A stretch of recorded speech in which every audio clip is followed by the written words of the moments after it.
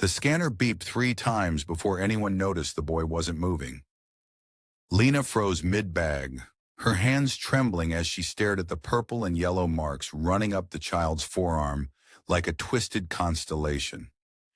If this story doesn't leave you speechless, nothing will. So hit that subscribe button right now and turn on notifications, because what happens next will restore your faith in humanity. The boy couldn't have been older than 7. Lena Martinez had been bagging groceries at Save Mart in Riverside, California for 6 years. She'd seen thousands of customers, screaming toddlers, exhausted parents, people buying groceries with food stamps, and people buying champagne like it was water. But something about this kid made every nerve in her body stand at attention. The boy was too quiet. He stood perfectly still next to a woman in her mid-30s wearing sunglasses indoors and a tight smile that never reached her eyes. She was loading items onto the conveyor belt with sharp, precise movements. Organic vegetables, expensive cuts of meat, a bottle of wine that cost more than Lena made in a day. The boy kept his arms rigidly at his sides. Lena had finished scanning and was reaching for the first bag when the boy shifted his weight. His sleeve rode up just slightly. That's when she saw them. Bruises, fresh ones that were still deep purple, older ones fading to that sickly yellow-green.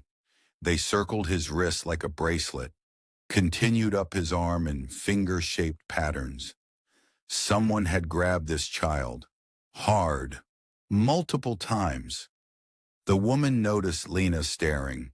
Her smile tightened into something dangerous. She put her hand on the boy's shoulder. The boy flinched. It was barely noticeable, just a tiny recoil, but Lena saw it. She'd grown up with a stepfather who drank too much and hit too hard. She knew that flinch, knew it in her bones. Something's wrong, she thought. Something's very wrong. Lena forced herself to look away, to keep scanning, to act normal. The woman was watching her now, her eyes hidden behind those ridiculous sunglasses, but her body language screaming warning. Don't ask. Don't interfere. Mind your business. Your total is $73.42, Lena said, her voice steady even though her heart was hammering. The woman swiped her card without a word.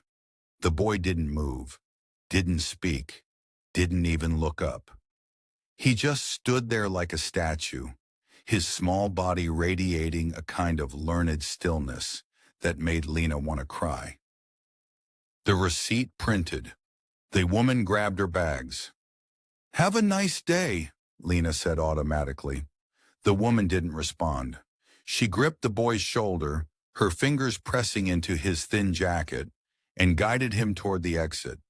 The boy walked like a soldier, stiff, controlled, terrified of doing anything wrong.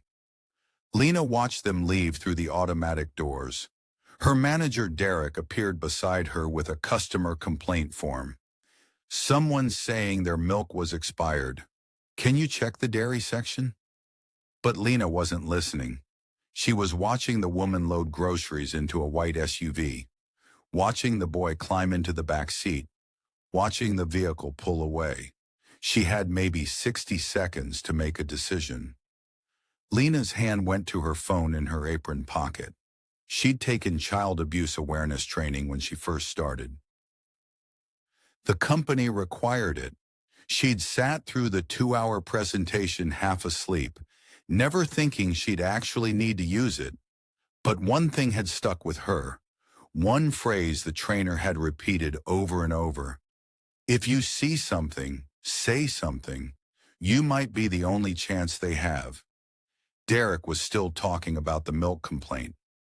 Lena pulled out her phone and walked quickly toward the break room, her fingers already dialing. The number connected on the second ring. Child Protective Services hotline, how can I help you? Lena's voice came out in a rush. I just saw a boy. maybe 7 years old with bruises all over his arms. His mother, or whoever she was, she had him at the grocery store, and he looked terrified. And I think something really bad is happening. The operator's voice was calm and professional. Can you describe the child? Brown hair, thin, wearing a blue jacket. The woman was white, 30s, sunglasses, driving a white SUV. Lena realized she was shaking. I got the license plate. I wrote it down. She had. The moment the woman swiped her card, Lena had grabbed a receipt and scribbled the plate number she'd seen through the window. Her hand had moved on instinct, her brain screaming at her to document everything. The operator took down all the information, the description, the license plate, the time, the location. Then she said something that made Lena's stomach drop. Ma'am, I need you to understand that we get a lot of calls. We'll investigate, but it might take a few days to send someone out. A few days, Lena's voice cracked. Those bruises were fresh. That kid is in danger right now. I understand your concern, the operator said, but we have protocols. Unless there's an immediate threat to life, we have to follow procedure. Lena hung up feeling sick. She stood in the break room staring at the receipt with the license plate number. A few days. That boy could be dead in a few days. She'd seen the fear in his eyes, the way he held himself, the bruises that told a story of ongoing abuse. She couldn't wait a few days. Lena pulled up the non-emergency police line, dialed, waited through 3 rings. Riverside Police, what's your emergency? It's not exactly an emergency, Lena started, then stopped. Actually, it is. I just witnessed what I think is child abuse. A woman came through my checkout line with a young boy who had bruises all over his arms. She went through the whole story again.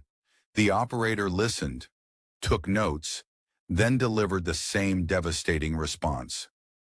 We'll send this to our family services unit, but unless the child is in immediate danger, it'll be reviewed during regular business hours tomorrow.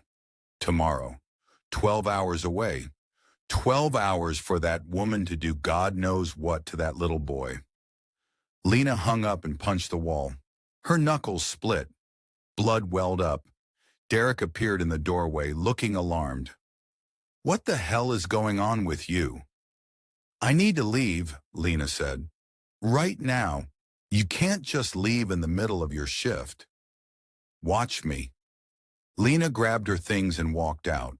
She didn't have a plan, didn't know what she was doing, but she had a license plate number and she knew someone who could help. Her brother, Miguel, was a cop in San Bernardino. She called him from the parking lot. He answered on the first ring, already laughing about something. Hey sis, what's up? Miguel, I need you to run a plate for me. It's important. His tone shifted immediately. What's going on? Lena told him everything. The boy, the bruises, the useless CPS and police responses. Miguel was quiet for a long moment. Give me the number, he said finally. Lena read it off, heard typing on the other end. Miguel swore under his breath. What? What is it? The vehicle is registered to Diane Castellano. She's got a history. 2 domestic violence calls from her ex-husband. Child endangerment investigation that went nowhere. She lives at 40 on 82 Maple Ridge Drive. Lena was already getting in her car. I'm going there. No, absolutely not. Lena, you call the police and let them handle it. You heard what I said. They won't do anything until tomorrow. Then you wait until tomorrow. Miguel, that kid doesn't have until tomorrow. The line went silent. Lena could hear her brother breathing, could feel him wrestling with the same impossible decision she was facing. Protocol versus conscience. Rules versus a child's life. Finally, Miguel spoke. I'm off duty. If I drive over there to check on a friend's address, That's my business. But you're not going anywhere near that house. You understand me? Lena lied. I understand. She hung up and drove straight to Maple Ridge Drive. The house was a two-story in a quiet suburban neighborhood. Manicured lawns, two-car garages. The kind of place where people smiled at their neighbors and nobody expected monsters to live. The white SUV was in the driveway. Lena parked two houses down and waited. She didn't know what she was waiting for. Didn't have a plan beyond being there. Being a witness. Being someone who gave enough of a damn to show up. The sun was setting. Lights were coming on in houses up and down the street. Everything looked so normal. Then she heard the scream. It came from the house. High-pitched, terrified. A child's voice begging for something to stop. Lena was out of her car before she realized she'd moved. She ran up the driveway. The front door was locked. She pounded on it with her fists. Police! Open up! She had no badge, no authority, no legal right to be there. But she'd grown up in a neighborhood where people knew how to sound official when they needed to. The screaming stopped. Footsteps approached the door. It opened a crack. Diane Castellano stood there, her sunglasses off now, revealing cold blue eyes and a pleasant smile that looked painted on. Can I help you? I heard screaming, Lena said. Is everything all right? Everything's fine. My son just had a tantrum. Kids, you know. I'd like to see him. Make sure he's okay. Diane's smile hardened. I don't know who you think you are, but you need to leave my property right now, or I'm calling the police. Good. Call them. I already did. It was another lie, but it worked. Diane's face changed. The mask slipped.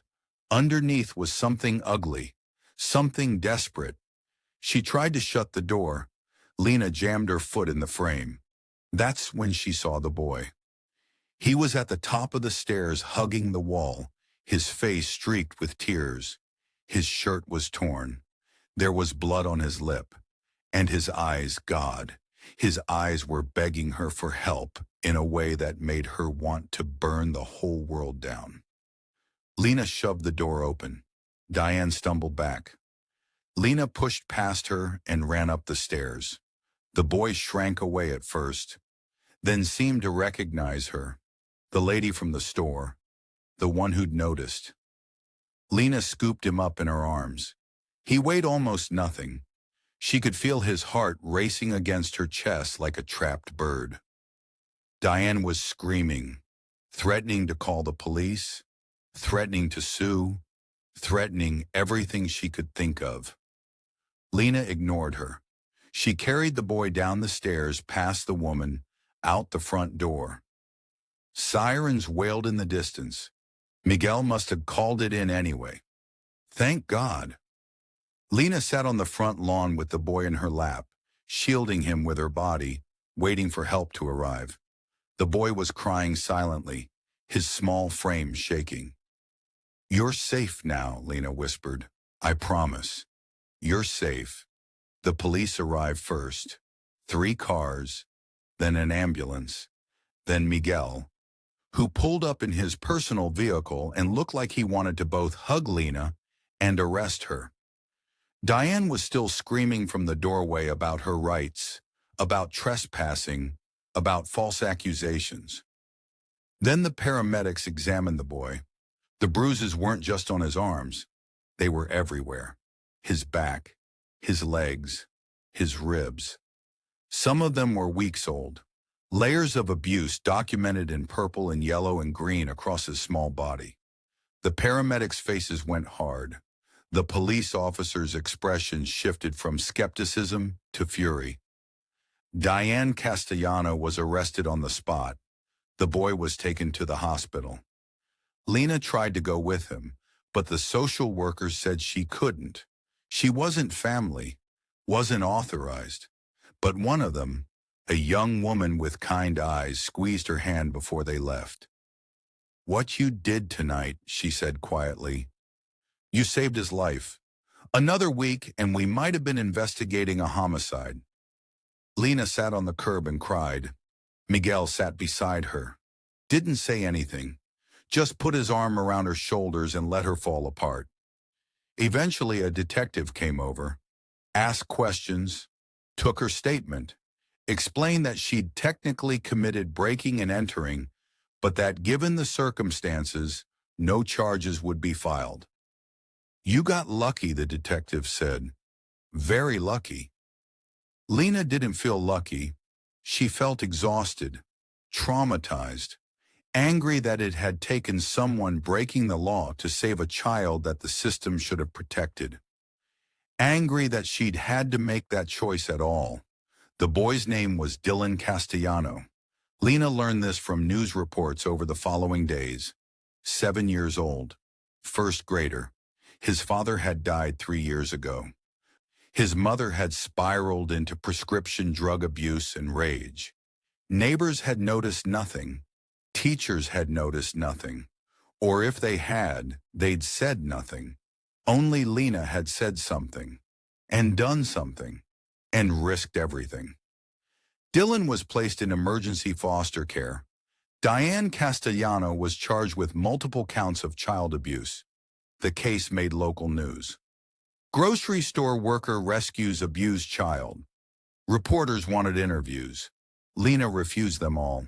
She didn't want credit, didn't want attention. She just wanted Dylan to be okay. 3 weeks later, she got a call from the social worker. "Dylan's asking about you," the woman said. "The lady from the store. He wants to say thank you." They arranged a visit at the foster home. Lena brought a card and a stuffed animal, feeling awkward and uncertain. When she arrived, Dylan was waiting on the front porch with his foster mother. He looked different, healthier. His bruises were fading. His eyes were brighter. When he saw Lena, he smiled. It was the first time she'd seen him smile. It transformed his whole face, made him look like the child he should have been all along. He ran to her and hugged her legs, and Lena knelt down and hugged him back, crying again because she couldn't help it.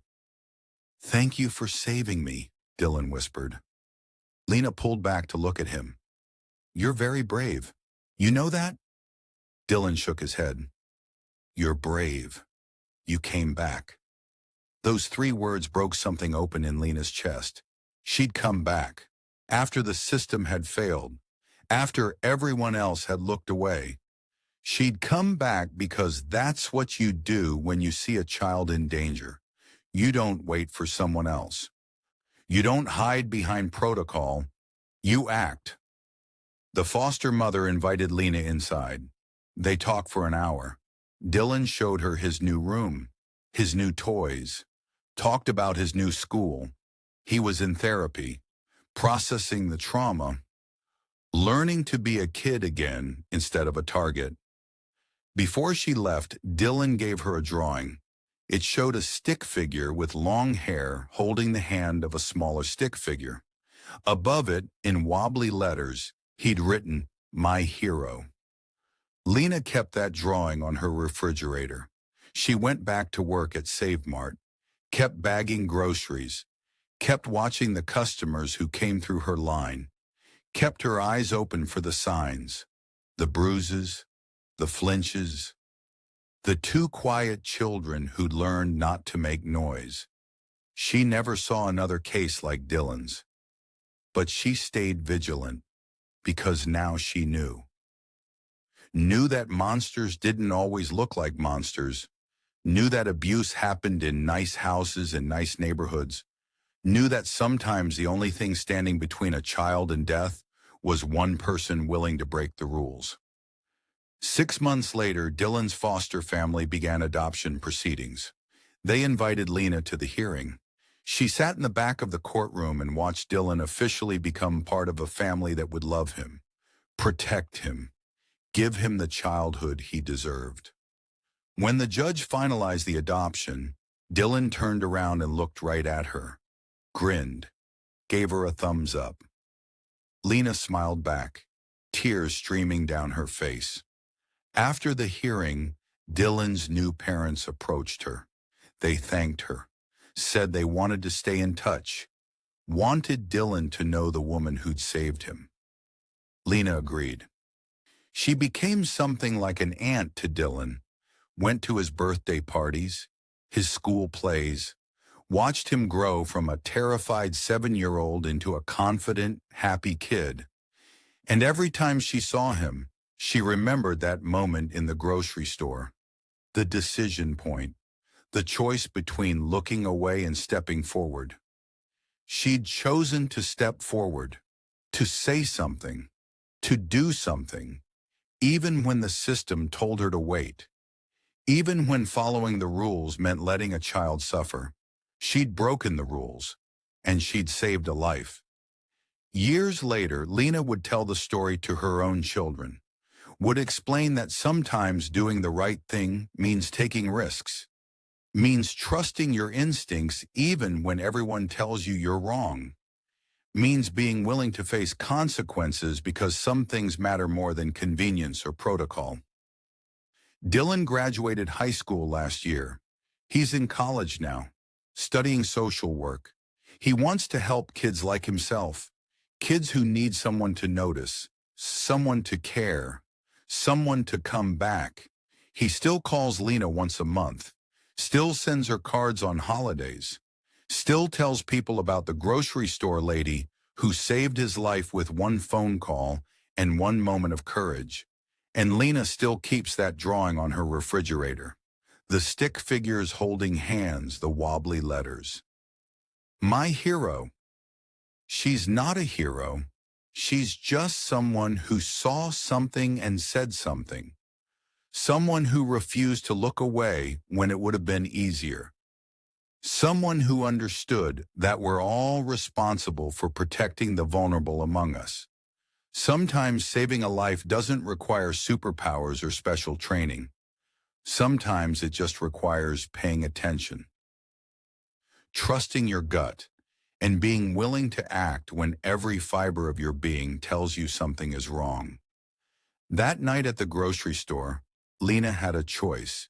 She could finish her shift, go home, forget about the quiet boy with bruises, tell herself it wasn't her business, that someone else would handle it, or she could choose to be the someone else. She chose, and a child lived because of it. If this story moved you, share it with someone who needs to hear it, and subscribe to this channel for more powerful true stories that remind us what courage really looks like.